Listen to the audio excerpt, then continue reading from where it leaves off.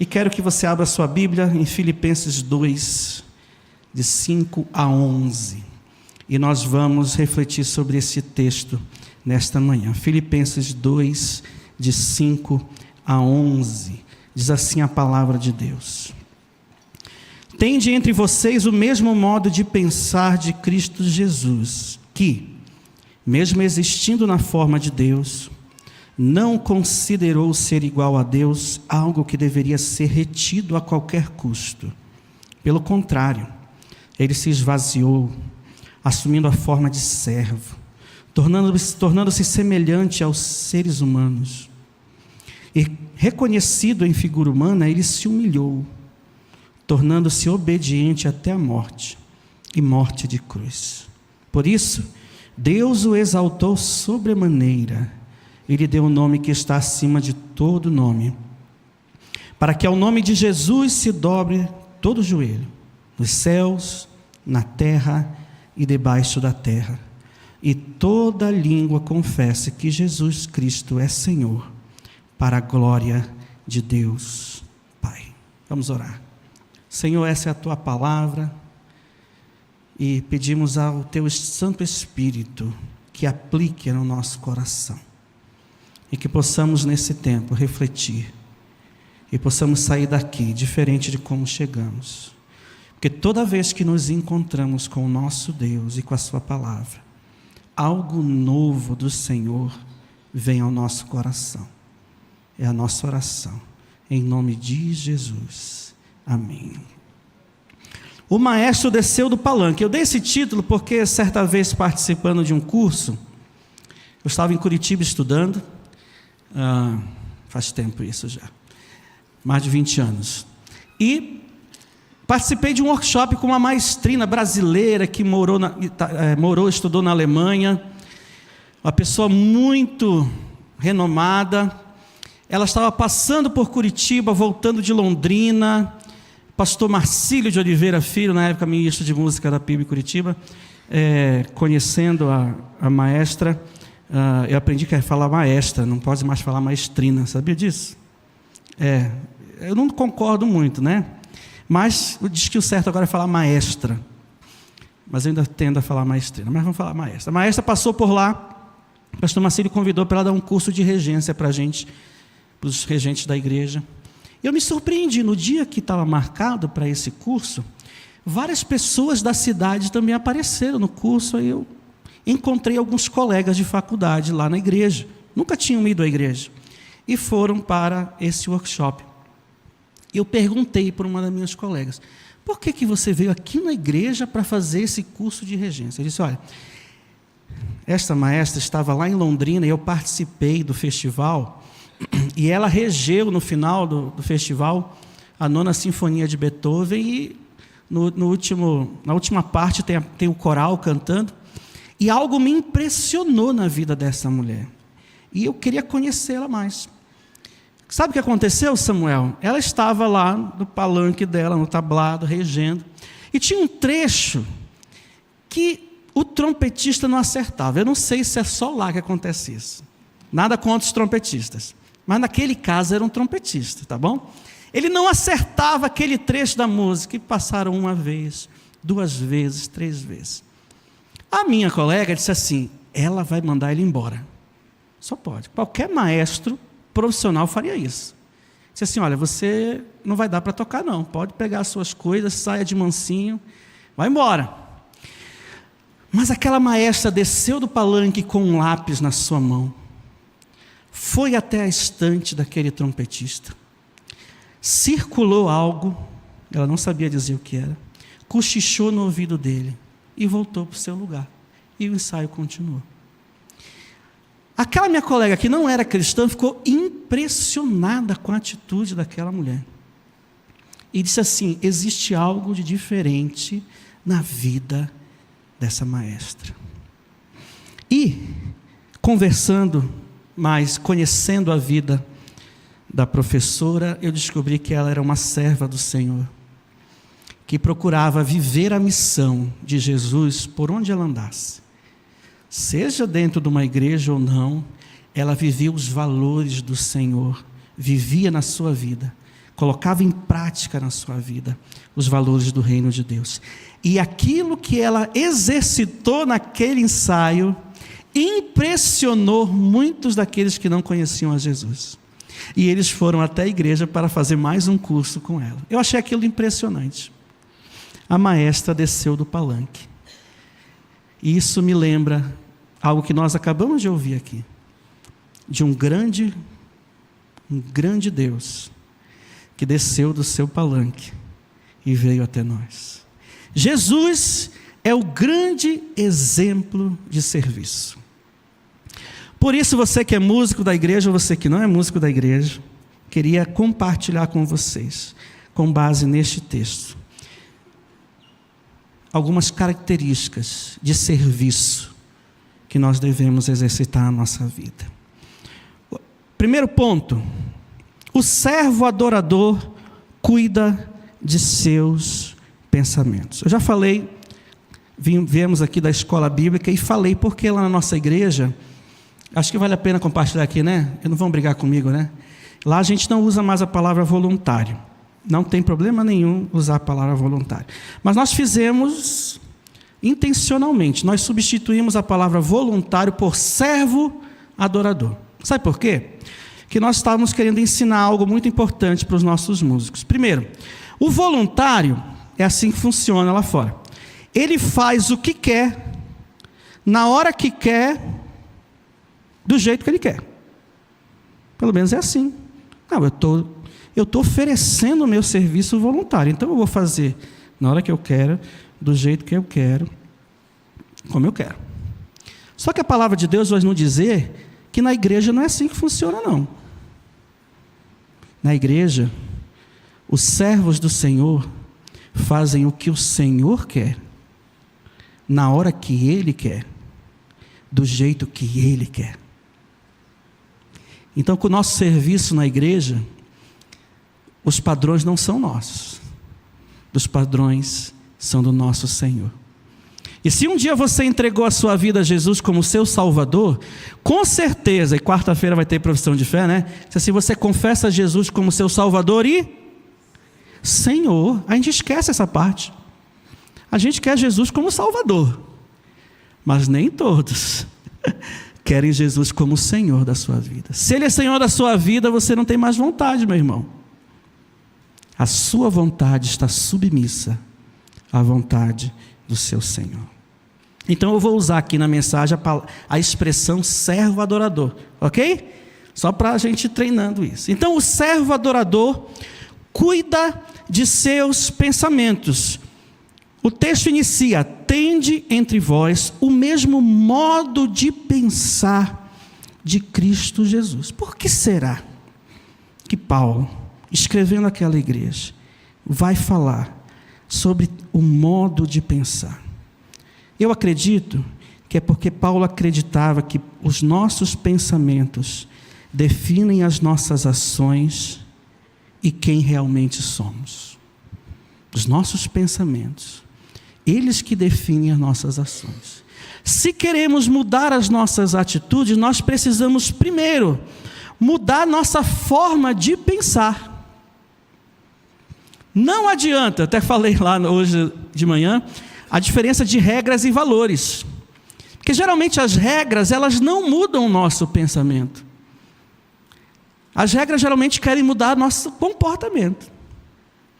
Mas quando nós enfatizamos valores ao invés de regras, nós estamos trabalhando em mudar um pensamento, implementar e acreditar em um valor, e posteriormente essa mudança de mente mudará o nosso comportamento.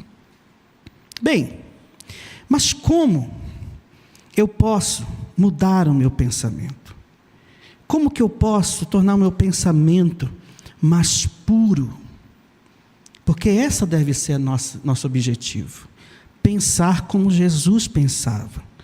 Bem, existem 2 textos bíblicos que eu queria compartilhar com vocês. O primeiro é de 2 Coríntios 10, 4 e 5.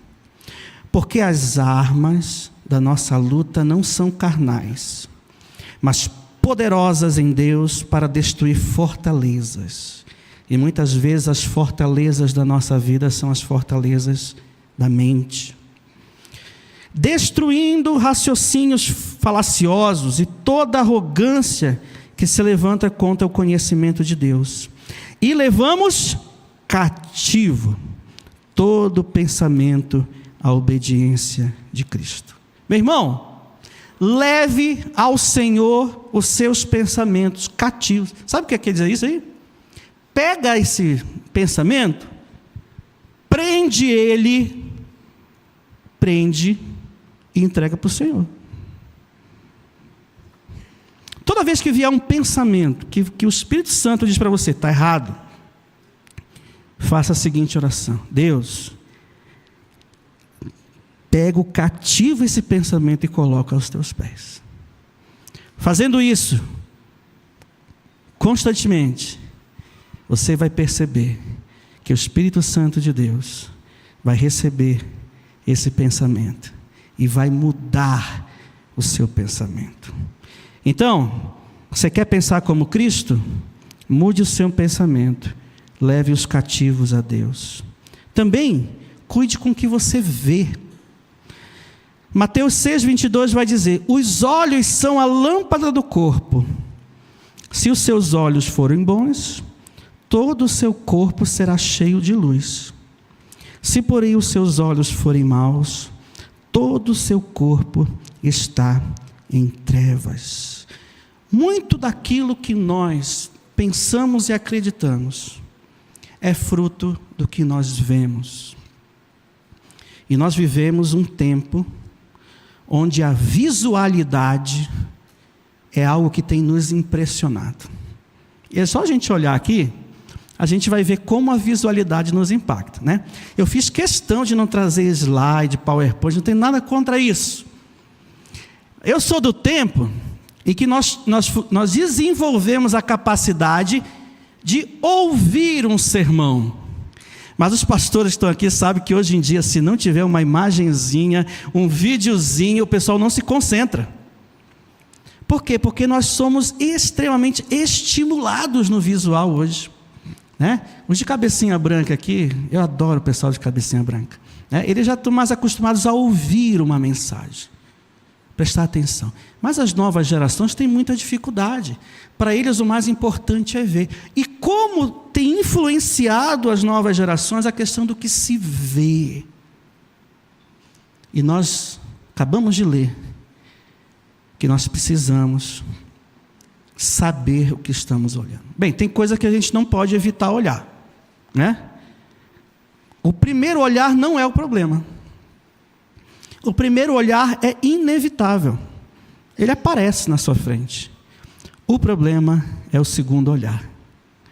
É quando aquilo que você não queria ver, você sabe que não deveria ver, você escolhe ver pela segunda vez. E a palavra de Deus nos diz que os olhos são a lâmpada do corpo. Então, se aquilo que você vê é luz, o seu corpo terá luz. Mas se aquilo que você vê é trevas, todo o seu corpo será mau. Então, meu irmão, você quer mudar seu pensamento? E ser semelhante a Cristo? Purifique o seu pensamento, levando os cativos e cuidando com o que você vê. Seguindo, existe um pensador nos Estados Unidos que diz o seguinte, uma frase muito interessante: plante um pensamento, colha uma ação. Plante uma ação, colha um caráter.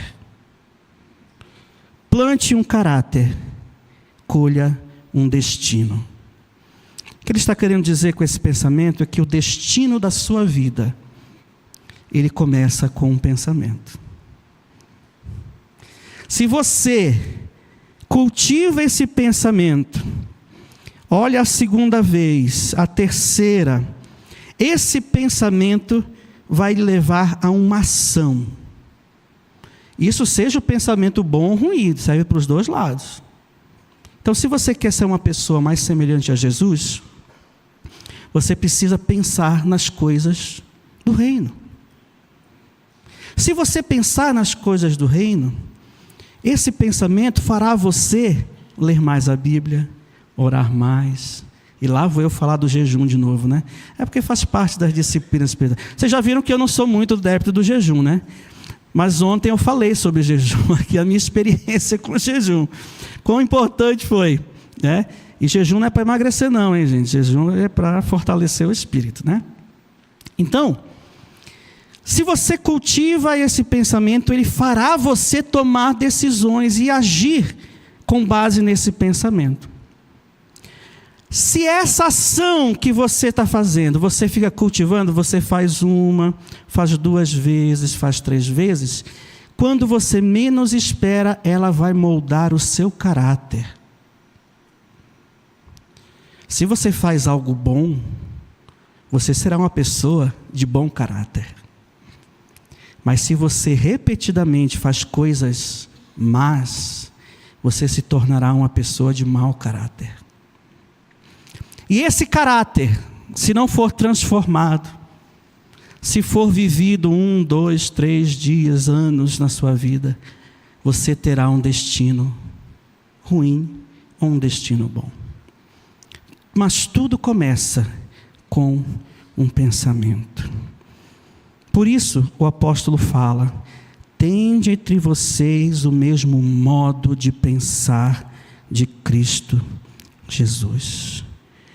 E na mesma carta o apóstolo Paulo vai dizer, Filipenses 4:8, finalmente, irmãos, tudo que é verdadeiro, tudo que é respeitável, tudo que é justo, puro, amável, de boa fama, se alguma virtude há, e se alguma virtude existe, seja isso que ocupe o pensamento de vocês.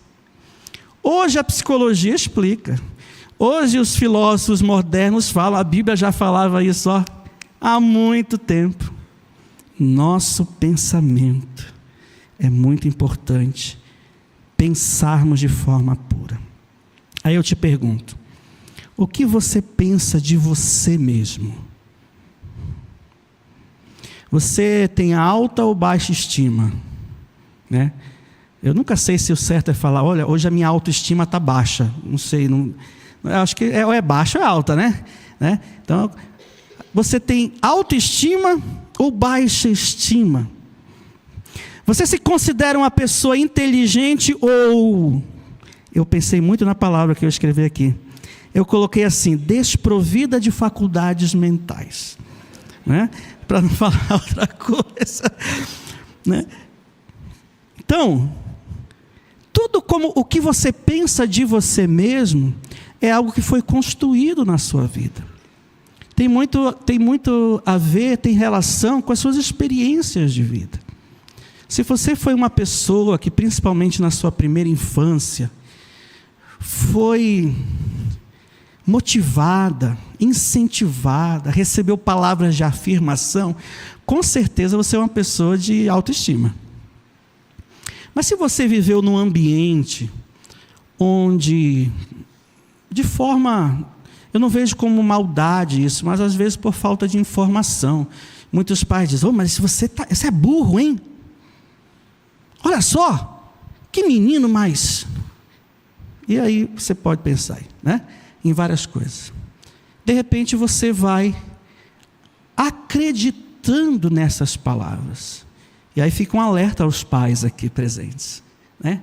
Cuidado com as palavras que você lança aos seus filhos.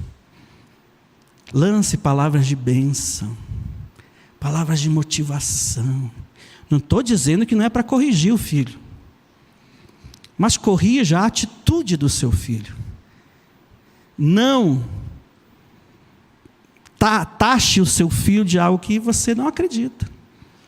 Eu aprendi isso desde cedo, mas de vez em quando eu trazia uns comportamentos assim dos meus pais, né? Mas eu aprendi, meu filho disse, menino, mas você não entende esse negócio. Você é burro. Eu nunca falei para meu filho, tá? Graças a Deus, mas dava vontade de falar, né? Menino, mas tu é um mentiroso, hein? Menino, mas tu é um bagunceiro. Mude isso. Diga assim: meu filho, isso que você está fazendo é bagunça.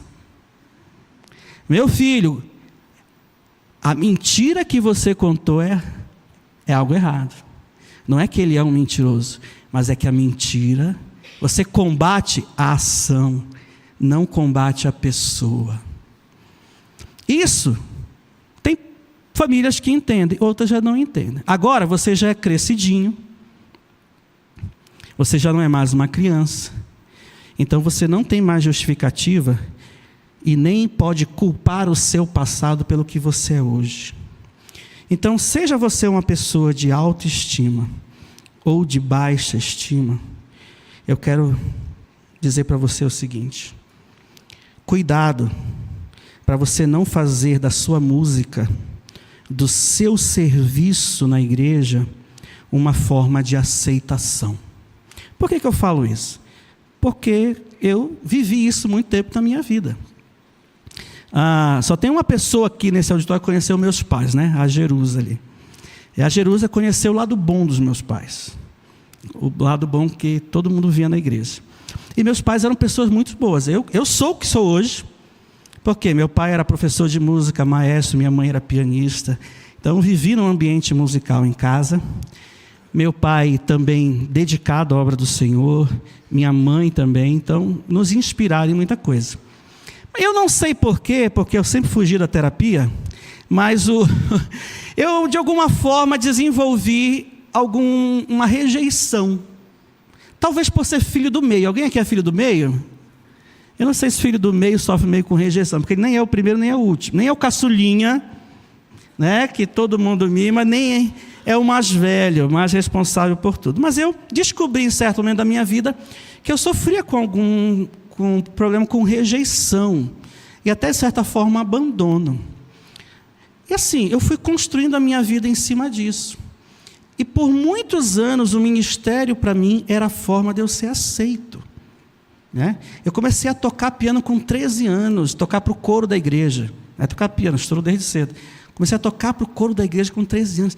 Mas o povo achava muito aquele menino de 13 anos tocando aquelas peças. Que coisa, uau! Comecei a reger coral com 17 anos. Uau! Que menino! Na igreja eu era o cara mais... Era o lugar que eu queria estar. Deus sabia de tudo isso. E foi permitindo muita coisa. Disse assim: deixa ele aí. Um dia eu vou pegar ele de jeito. E chegou esse dia onde Deus disse assim: agora é o seguinte, agora nós vamos precisar tratar isso e alinhar o seu coração, porque você acreditou em algumas mentiras, e agora você precisa, através da minha palavra, receber a minha bênção. Então lembre-se, o que é mais importante saber é o que Deus pensa de você. O que é mais importante você saber não é o que papai e mamãe pensam de você, meninada que está aí. Não é o que o seu esposo pensa de você, o que sua esposa pensa de você, o que o seu chefe pensa de você. Isso é importante, mas não é o mais importante. O mais importante é o que Deus pensa de você. É por isso que, em segundo lugar, o servo adorador pensa e age como Jesus. O texto continua dizendo que, mesmo existindo na forma de Deus, não considerou ser igual a Deus algo que deveria ser retido a qualquer custo. Pelo contrário, ele se esvaziou, assumindo a forma de servo, tornando-se semelhante aos seres humanos. E, reconhecido em figura humana, ele se humilhou, tornando-se obediente até a morte e morte de cruz. Jesus cumpriu cabalmente a sua missão, porque ele sabia quem realmente era o Filho de Deus. E ele foi até o final, porque ele sabia que, mesmo abrindo mão da sua glória, ele permanecia sendo filho do Deus Altíssimo. Você sabe quem você é? Você também é filho amado de Deus. Talvez você tenha ouvido tantas palavras que te deixaram para baixo. Mas se você esquecer de tudo que eu falei aqui hoje, lembre-se de uma coisa. A palavra de Deus diz que você é filho amado de Deus. 1 João 3:1. Vejam que grande amor o Pai nos tem concedido, a ponto de sermos chamados filhos de Deus. E de fato, somos filhos de Deus. Por isso, esvazia-se como Jesus se esvaziou. Renuncie aos seus direitos pelo bem do próximo. Diminua as suas expectativas estéticas, sem renunciar à excelência. Jesus sabia quem era, por isso ele se esvaziou. Quem sabe quem é, não tem problema em esvaziar suas expectativas. Porque ele não se define pelo que ele faz. Ele se define por quem ele é. Nós vivemos num tempo onde a sociedade diz que nós somos aquilo que fazemos. Não é assim? Quem você é? Eu sou advogado. Não, você não é advogado. A sua profissão é advocacia. Mas quem é você? É Samuel, filho do Samuel da Geusa, servo de Jesus, discípulo de Jesus, comprado por um preço alto. O que você faz? Eu sou músico. Ser músico não é o que define você, é o que você faz. Mas desde criança a gente pergunta para os nossos filhos: o que você quer ser quando crescer? Gente, que pergunta complicada. Ele não é nada? Ele já é alguém. Ele já tem um plano definido por Deus para a vida dele. Eu comecei a mudar essa pergunta: meu filho, você vai querer trabalhar com o quê? Aí é outra história. Porque ele já é alguém. Ele já é uma pessoa. Crente em Jesus, batizado. Então, quem sabe quem é, como Jesus sabia quem era, consegue se esvaziar das suas expectativas, abrir mão. Quem sabe quem é diante de Deus, não tem problema em servir. Jesus serviu. Quem sabe quem é, não tem problema em pensar primeiro nos outros. Quem sabe quem é, não busca fama, busca servir. Foi isso que Jesus nos ensinou. Irmão, torne-se semelhante ao seu próximo, através da empatia. Seja exemplo e referência para os mais novos. Quem sabe quem é diante de Deus, desenvolve a empatia e busca ser exemplos para os mais novos. Quem sabe quem é diante de Deus, se humilha, reconhece seus erros e muda. O servo adorador, ele atua para uma plateia de um homem só. É o que diz o texto: por isso Deus o exaltou sobremaneira e lhe deu o nome que está acima de todo nome. A grande preocupação de Jesus no seu ministério era agradar ao Pai. Por isso o Pai o exaltou. A sua grande preocupação no serviço e na sua vida não deve ser agradar a outro, senão ao nosso Deus. E falar como Apocalipse 4:11: Tu, Senhor e Deus nosso, és digno de receber a glória, a honra e o poder, porque criaste todas as coisas, e por tua vontade elas existem e foram criadas. E finalmente, o servo adorador proclama Jesus a todos os povos. É o que diz o final do versículo que lemos: para que ao nome de Jesus se dobre todo o joelho, nos céus, na terra e debaixo da terra, e toda língua confesse que Jesus Cristo é o Senhor, para a glória de Deus faz. O fim de todo serviço, o alvo maior de todo serviço é a glória de Deus. Por isso, um dos nossos valores deve ser que a nossa arte é para a glória de Deus, não para a glória do homem. Porque se ela glorifica o homem, ela não cumpre o propósito para o qual foi criada. A arte não foi criada nem para o seu deleite. Você sabia disso? Que toda vez que um grupo vem aqui ministrar uma canção, eles não estão fazendo isso para agradar você não, meu irmão. Sinto muito lhe dizer. Que seja agradável a você também. Mas primeiro, tem que agradar a Deus. Por isso a nossa arte é para a glória de Deus, não do homem. E nós não fazemos arte pela arte, pois para o cristão a arte não tem um fim em si mesma. Bem, eu estudei em faculdade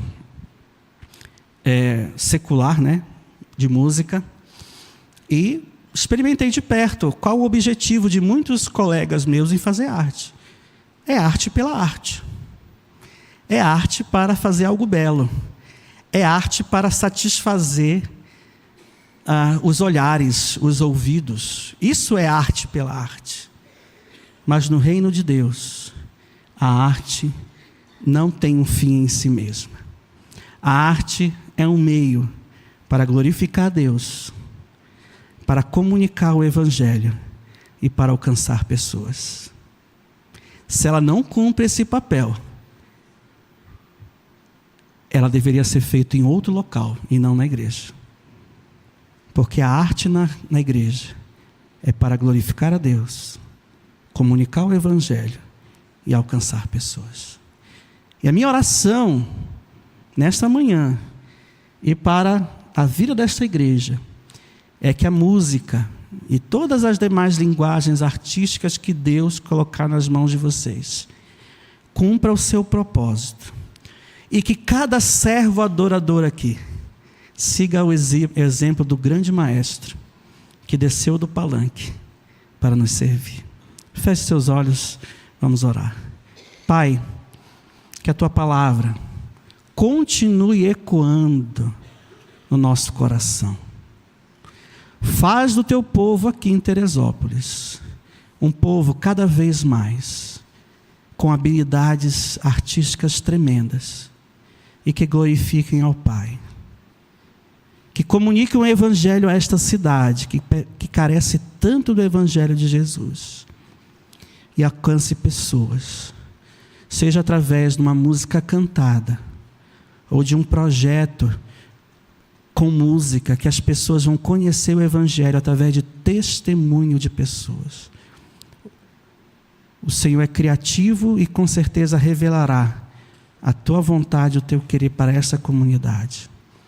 E que possamos ver esta igreja, o Teu povo aqui reunido, glorificando ao Pai de todo o coração. É a nossa oração, em nome de Jesus. Amém. Deus abençoe, irmãos.